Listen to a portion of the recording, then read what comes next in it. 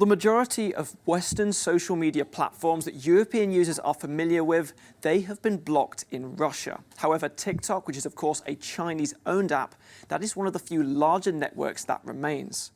On March the 6th, TikTok announced that it would be preventing Russian users from either uploading new content or seeing videos from abroad. And at that time, there were concerns that this move would only allow Russian propaganda to continue to spread.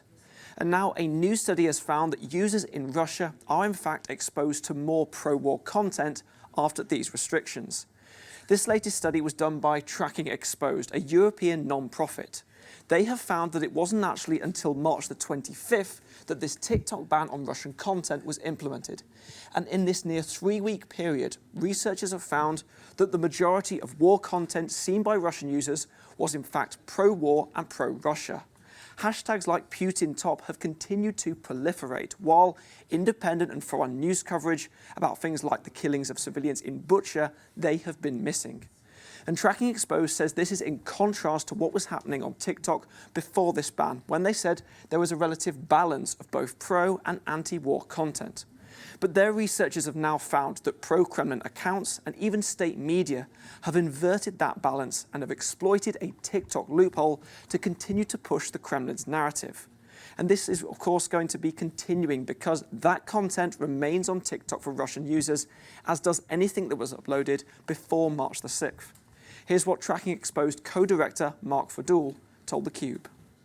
Russian users do not have a balanced view on the conflict and do not have a view that is representative of the TikTok ecosystem as a whole, as other users around the world can get. And so they get a very one-sided perspective that very much aligns with the Kremlin's narrative.